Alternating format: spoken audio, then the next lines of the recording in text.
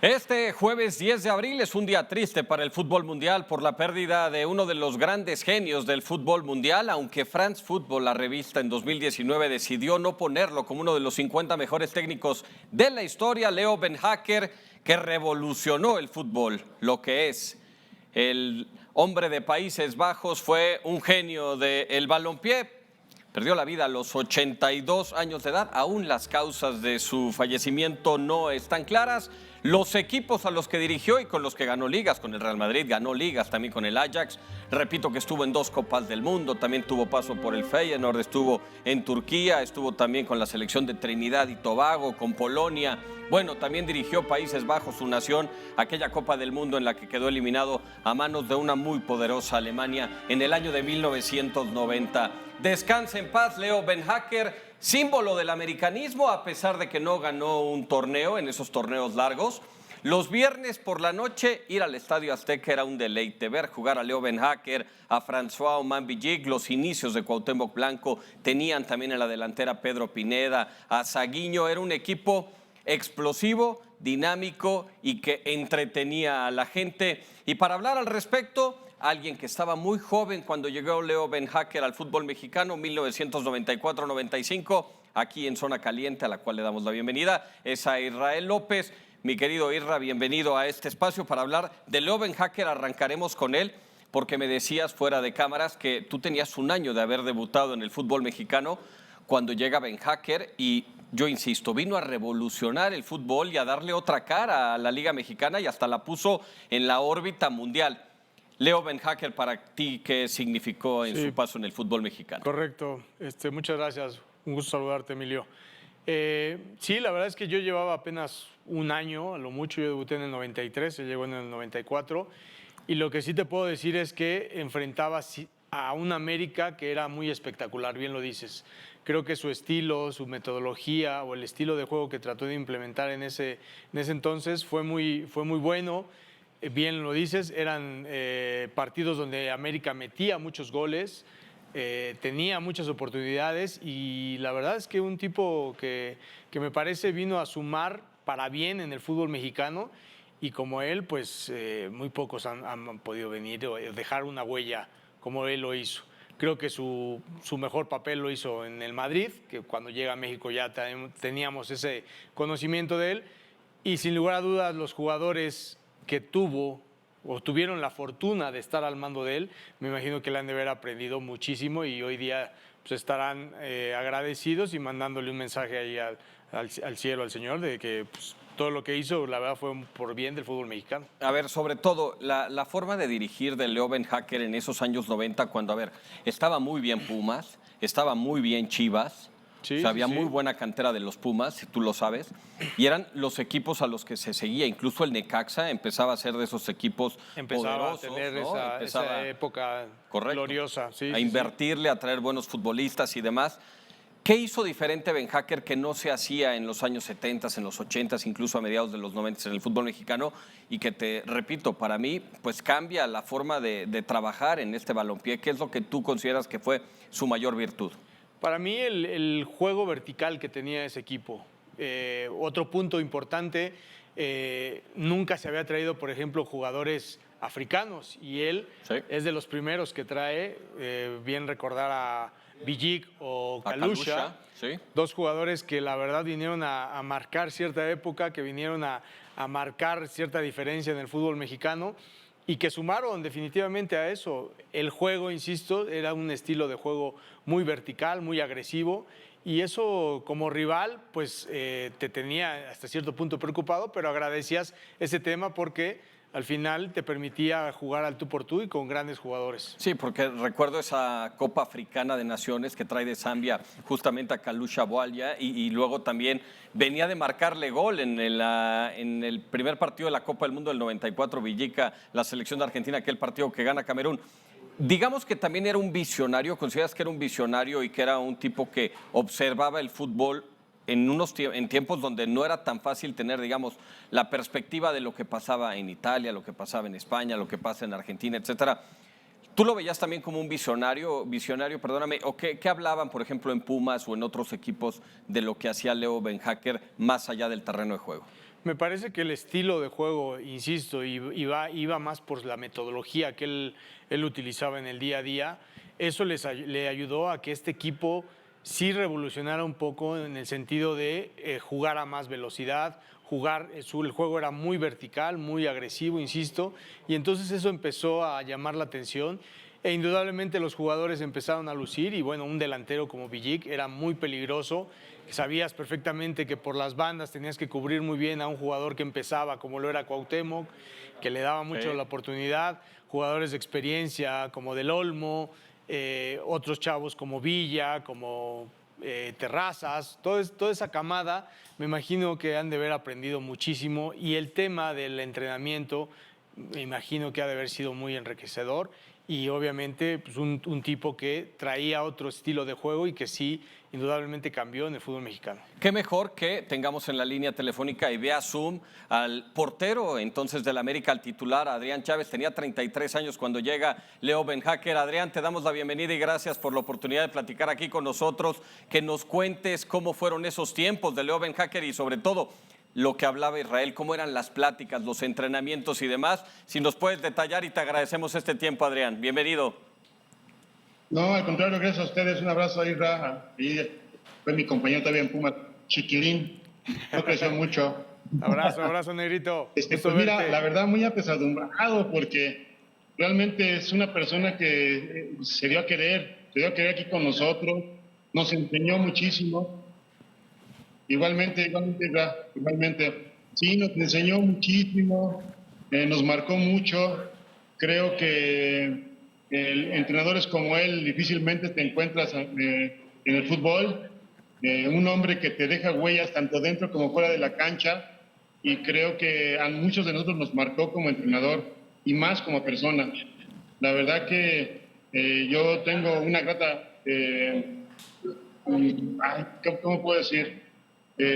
Cuando yo llego del Mundial de Estados Unidos, yo no sabía que lo habían contratado, y cuando llego, la sorpresa, porque nosotros lo veíamos con el Real Madrid, lo veíamos con Holanda.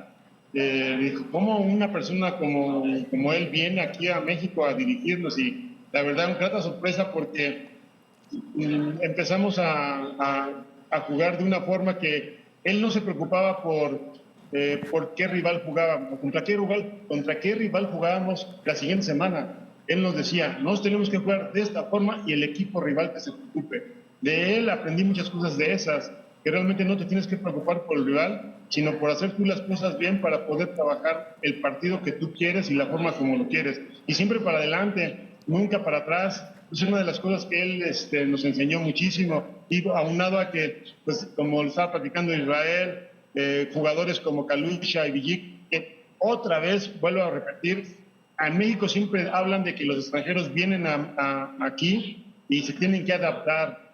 Pues Kalusha y Villic llegaron y se adaptaron, y cuando llegaron empezaron a hacer cosas maravillosas que creo que todas a la fecha nos tienen pasmados de lo que hacían, y realmente no tuvieron que esperar tanto tiempo para adaptarse aquí al fútbol mexicano. Jugadores como Cuauhtémoc, que comenzaba, despegaron. Del Olmo, que venía de los equipos, fue un fenómeno aquí jugando con nosotros. Y de ahí el Potro Gutiérrez, jugando como defensa central, que nunca lo había hecho. Con él jugaba de defensa central y mucha gente decía, pero ¿cómo si el Potro es un chaparrito? No, no, es que realmente no lo ocupábamos prácticamente para la parte de pelotas altas, y lo ocupábamos para hacer achiques, hacer las coberturas. Su velocidad que tenía nos ayudaba muchísimo y revolucionó mucho el equipo, e inclusive hasta los que entraban. Sí, bueno, seguimos. Perdió la comunicación con Adrián Chávez, portero también legendario de las Águilas del la América, que también es recordado porque le pegaba durísimo al balón y trataba de darle al sonido local. Esa historia que ya nos ha platicado. Pero sí, creo que ya tenemos de regreso a Adrián Chávez. Irra, por si le quieres preguntar algo al portero. Un gusto saludarte, Adrián. Me da mucho gusto verte. Igualmente, Israel, igualmente. Simplemente el comentarte, uno como rival, cuando nosotros nos enfrentábamos, veíamos, y bien lo acabo de decir, su juego me parecía muy vertical, muy agresivo, y hoy lo estás corroborando. en esa gestión como técnico, ¿qué es lo que más destacas de él? Tú como jugador, ¿qué más percibiste de él? Ya mencionaste algo importante. La forma de trabajar era diferente a lo que como lo había hecho con otros entrenadores. Creo que su mentalidad, la forma como, inclusive algo muy importante que tú conoces muy bien y conociste muy bien a alguien que también fue mi entrenador, a Miguel Mejía Barón, que le mando un abrazo. La forma de cómo tratar como ser humano, esta parte también era importantísima. Tanto de Miguel como de Leo, aprendí eso, que tú como entrenador tienes que ser buena persona y el jugador tiene que saber que no eres su entrenador, sino que eres un amigo más y que todos tenemos que trabajar por un solo objetivo, que es siempre ganar. Entonces creo que eso no lo cambio por nada porque fue algo que me marcó y creo que marcó a muchos de nosotros.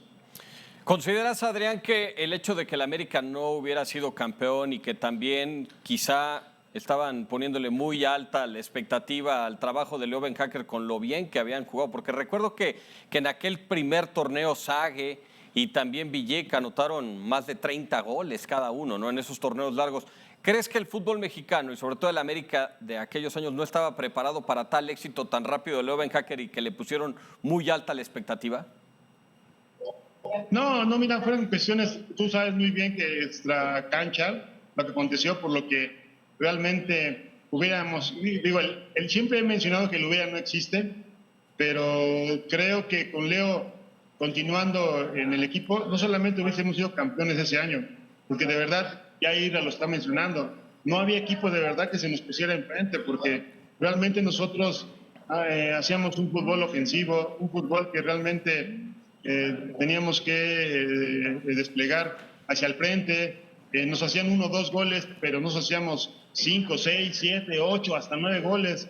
Entonces creo que no había un equipo que nos parara en aquel entonces, pero desgraciadamente, para que den cuenta qué importante es un entrenador, en cuanto se fue Leo Beenhakker, el equipo se rompió, el equipo dejó de ser el equipo espectacular, y realmente pues el equipo se vino abajo, inclusive en semifinales nos eliminan y realmente pues esa gran campaña que tuvimos nada más se queda en la mente de la gente, e inclusive los que no le van a la América nos querían vernos ser campeón, y cada viernes por la noche que jugábamos quería la gente irnos a ver porque quería ver cuántos goles le hacíamos a cada equipo. Muy bien. Oye, Adrián, una pregunta más. Ya lo acabas de mencionar, era un tipo que tenía una gestión muy importante dentro del grupo, que más allá de ser jugador te trataba como persona. Cuéntanos alguna anécdota, alguna experiencia que tuviste personal con él en el cual te haya dejado pues marcado en esa época cuando estuvo ahí contigo. Sí, mira, por ejemplo, cuando yo llego del Mundial al club, me recibe él, exactamente, me habla a su oficina. Yo, pues, te digo, sorprendido por lo que me decían, y me dice, bienvenido, en su, ya sabes, su clásico español, bienvenido, espero que le haya pasado sus vacaciones, porque también era muy bromista. Dice, ya quería más vacaciones, pero ya tiene que venir a trabajar porque aquí lo necesitamos, y vamos adelante. Y me dijo que traía algo diferente a lo que habíamos visto en México, y yo, incrédulo, no, dije, no creo que sea mago, pero después de trabajar y ver pasar el tiempo, te das cuenta que sí, realmente traía algo diferente a lo que yo había entrenado y visto en el fútbol mexicano. Adrián, agradecemos que te hayas conectado, que platicaras estos recuerdos, estas memorias del gran Leo Beenhakker. Te mandamos un fuerte abrazo y ya sabes que aquí en Caliente Televisión te esperamos cuando gustes. Claro que sí, igualmente, bendiciones a todos por allá, y si Dios quiere nos estamos viendo por ahí muy pronto. Gracias. Saludos. Buenas tardes. Saludos. Gracias a Adrián Chávez, también Irra, gracias por tus conceptos, por tus recuerdos de lo que fue esos enfrentamientos contra Leo Beenhakker y aquel América que volaba, pero que no pudo coronar. Sí, lamentablemente son de esas situaciones donde, insisto, llegó a modificar un poco el fútbol. La verdad que sí revolucionó algo el fútbol de lo que era ese entonces al América. Y bueno, pero al final no se les dio el título, tampoco después en su época con Chivas. Creo que pasó ahí desapercibido, pero más se le recuerda al señor, y creo, y no me dejarás mentir, con el Real Madrid, ¿no? Ahí Correcto. obtuvo más. El Ajax, el Real Madrid, El fue Ajax, donde también. tuvo grandes logros. Claro. Gracias, Isra. Al contrario. Y que descanse en paz la leyenda del fútbol que es Leo Ben Hacker a los 82 años. Y esto, bueno, con estas palabras de Memo Ochoa, que dice hoy se fue alguien muy importante en mi vida, me duele el alma. Gracias, Mr. Leo Ben Hacker, por confiar en mí cuando apenas estaba comenzando, por darme la oportunidad de debutar, apoyarme en mis primeros pasos como profesional. Tu visión y experiencia y confianza marcaron el inicio de mi camino y dejaron una huella profunda en mi carrera y en mi vida. Siempre estaré agradecido contigo. Descansa en paz, Mister. Te recordaré con admiración, cariño. Gracias por todo. Palabras del mejor portero mexicano, al menos de tiempos recientes, Memo Ochoa. Bueno, que descanse en paz Leo Ben Hacker a los 82 años de edad. Y bien, cambiamos de tema y vamos a hablar de más del fútbol mexicano y ahora de los Pumas con mi querido amigo Alonso Basurto, que ya está para comentar del caso de la Champions. El fútbol mexicano lo vamos a dejar de lado. Okay. De la Champions. ¿Qué sucedió, mi querido Basurto, con este desafío caliente que te vamos a presentar? Y aquí lo preparamos. A continuación, ¿qué va a pasar con el Bayern Múnich? ¿El Bayern Múnich va a poder regresar en la eliminatoria después de perder en casa con el Inter de Milán?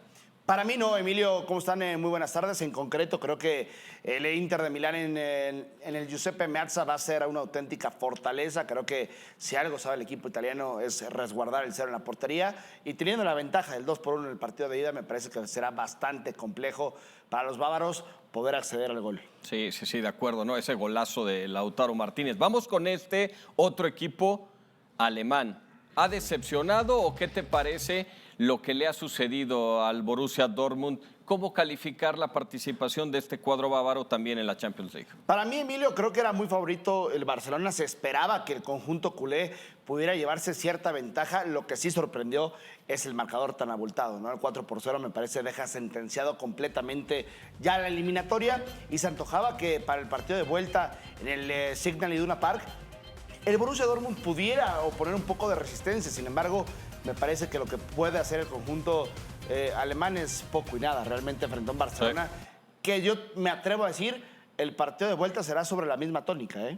Hay una jugada cuando el partido está 1-0 que si empata Kittens el encuentro, creo que cambia por completo. Claro, y es otro que la llega a rebanar Sí. y que no le da frente al marco de Chesney, que esta también hubiera podido significar el 1-1, si no me equivoco. Hablando del Barcelona, ¿estás de acuerdo que las probabilidades ponen al Barça como el máximo favorito a ganar la Champions? Seguro que sí, creo que muy a la par del Paris Saint-Germain. Son los dos equipos que mejor fútbol han desplegado en el último tercio de la temporada. Y me atrevo a decir que el Barcelona es un equipo mucho más equilibrado que incluso el conjunto parisino. Porque si algo tiene el Barcelona es un portero hoy en gran momento, como lo es Chesney, una saga sólida y hasta el momento digna de aplaudir. Y después el medio campo y para adelante, durísimo. Auténtico trabuco, ¿eh? Sí, de acuerdo. A ver, en el caso del Paris Saint-Germain, ya que lo mencionabas, tiene liquidada también la eliminatoria. Ese gol al minuto 92 cambia por completo lo que va a suceder en Villa Park. ¿Cómo lo ves? ¿El Paris Saint-Germain está del otro lado?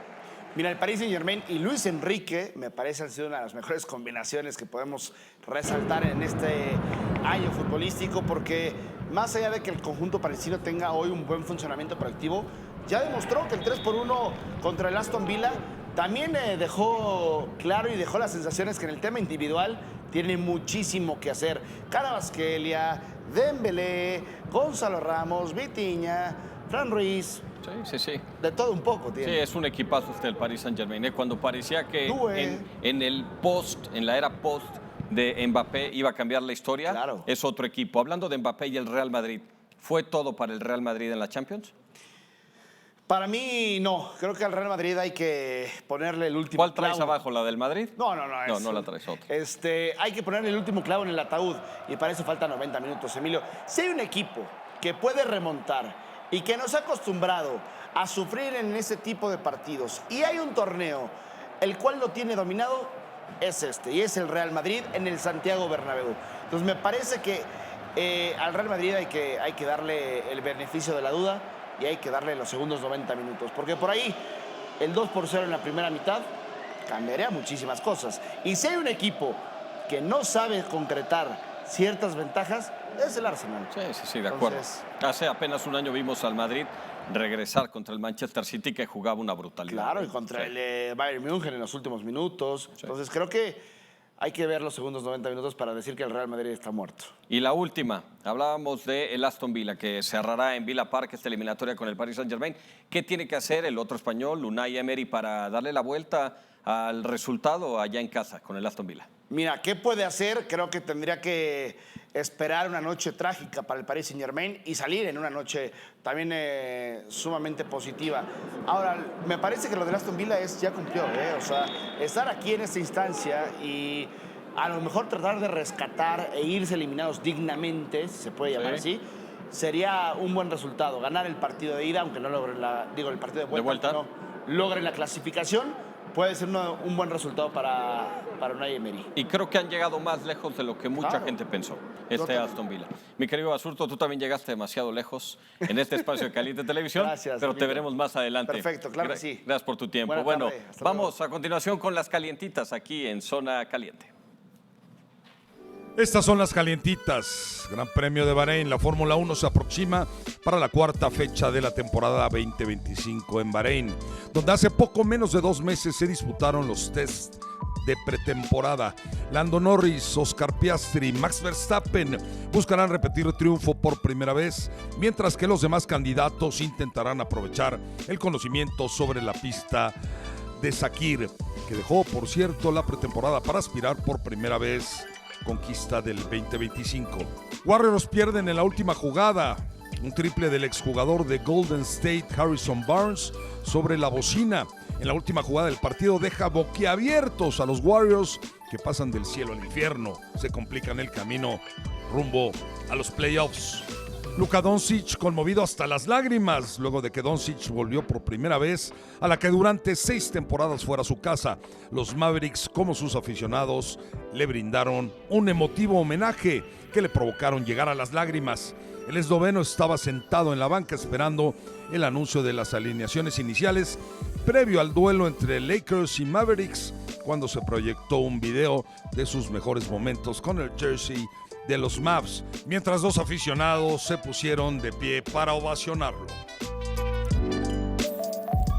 Y supo dejar de lado lo emocional y enfocarse en lo deportivo Luka Doncic, en la que era la noche de Doncic, pero que también fue de LeBron James con 1,561 partidos, la segunda máxima en la historia de la NBA. Bueno, aquí le damos la bienvenida a Paco Bolívar para platicar de béisbol, para hablar un poco de la NBA. Arrancamos y nos seguimos con esto, Paco. Yo decía, era la noche compartida de LeBron porque iba a rebasar en juegos a Karim, ya está muy cerca de Robert Parrish, pero lo de Luka Doncic, maravillosa. La primera mitad, 31 puntos, 45 en total. ¿Qué te ha parecido? ¿Cómo estás, Paco? Muy bien, Emilio, muchas gracias. La verdad es que esto resume una de las máximas en el deporte. Los jugadores legendarios hacen cosas legendarias. Lo de Luka Doncic regresando al equipo que lo trajo a la NBA, que lo vio crecer, que lo formó, y anotándoles 45 puntos, fue prácticamente magia. Y como mencionas, tiene esta capacidad impresionante después de haber sido llevado hasta las lágrimas, porque el video que le hicieron realmente fue un homenaje con todo lo que parecía que Luka había hecho por la ciudad y por la franquicia de los Mavericks. Y 90 segundos después, este tipo prendió un switch y se volvió simplemente indefendible. Y además era un partido obligado para los Lakers de ganarlo, contra un equipo muy inferior, con todo y el regreso de Anthony Davis, y sobre todo porque hoy son terceros en el oeste, tienen un juego de ventaja sobre Denver, un juego de ventaja sobre Clippers, 2 juegos de delantera sobre Memphis por los primeros 6 lugares. Importantísimo que ganara Lakers anoche. Está apretadísima la clasificación en la conferencia del oeste en la NBA, Emilio, como bien lo mencionas. Lakers necesita solamente un partido para amarrar esta tercera posición, que sería fundamental porque eso les hace no enfrentar al Thunder de Oklahoma en la primera ni en la segunda ronda. Y la otra cosa que es espectacular para ellos es que van a recibir pues al último que entre de manera directa a los playoffs, que ojo, probablemente para cómo están las cosas y por cómo se ve el calendario, van a ser los Golden State Warriors de Stephen Curry, que se va a poner muy interesante esa serie. Que hoy se cayeron al 7º lugar en la conferencia del oeste, ¿no? Pero el brinco que han tenido desde la llegada de Jimmy Butler de estar 10º hasta llegarse a meter a 4º del oeste Es brutal lo de Golden State. Los Lakers, Paco, con esto cerramos NBA. Los Lakers, con lo que estamos viendo de Luka, con lo que estamos viendo ya otra vez recuperado, pareciera en lo físico también LeBron James, ¿son el equipo a vencer junto con Oklahoma City o Houston está por ahí, Golden State? ¿Cómo ponemos hoy a los Lakers en la ecuación? Yo pondría a los Lakers en segundo sitio después del Thunder de Oklahoma. Me parece que lo que Luka está aportando a esta rotación es impresionante. Y ojo, Emilio, yo en tercer lugar pondría a los Rockets de Houston empatados con los Clippers. Lo de Kawhi Leonard está regresando a un nivel que le vimos con los Raptors probablemente en esa última temporada de campeonato que tuvo el equipo de Toronto. Así es que va a ser una postemporada espectacular para la NBA. Los Rockets serán el siguiente rival de los Lakers. Los Rockets ya amarraron ser el segundo mejor. Ellos de la no pierden conferencia. nada ni ganan nada. Y Entonces, seguramente esto le beneficia a Lakers para acabar el año también contra Portland y terminar como terceros de la conferencia del oeste. Se van a poner brutales los playoffs de la NBA ya en cuestión de días. Vamos a pasar rapidísimo. En 2 minutos tenemos que hablar de los Dodgers, la victoria que han tenido, también la actuación que ha puesto Max Fried con los Yankees de Nueva York. Lo de los Dodgers, rescataron un juego en Washington, los nacionales buscaban la primera barrida contra ellos desde el 2008 cuando Clayton Kershaw era novato. ¿Qué tanto factor fue Shohei Ohtani o quién fue la figura ayer en la victoria de los Dodgers 6-5 allá en la casa de los Nationals? No, la verdad es que los Dodgers pudieron sacar la casta, como bien mencionas, porque no solamente venían de una mala racha contra los Nationals.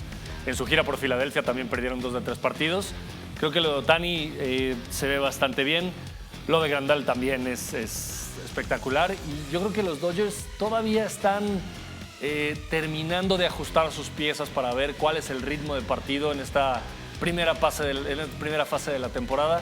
Pero yo creo que, importantísimo que no empiecen a perder partidos pues como los 2 anteriores contra Washington, porque los Padres de San Diego y los Gigantes de San Francisco están por encima de ellos ya en su división. Sabemos que es una temporada larguísima.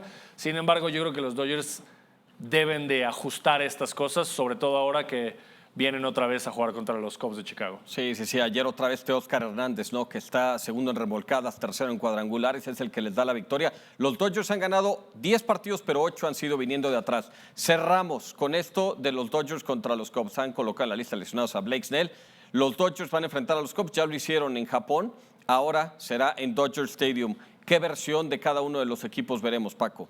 Yo creo que vamos a ver una mejor versión de los Cubs. Se han visto un poco más sólidos, sí. Han empezado a caminar un poquito mejor. Y los Dodgers, yo creo que vamos a seguir viendo estas dificultades que ha tenido Roberts por ahí para poder entender cuál es la mejor forma de acomodar sus piezas.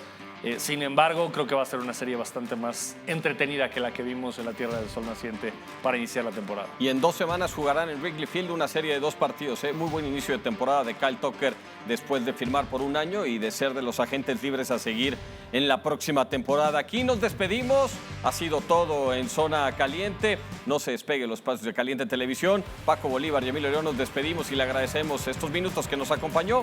Nos vemos más al rato. Y le reitero, no se despegue, tenemos mucha programación aquí en Caliente.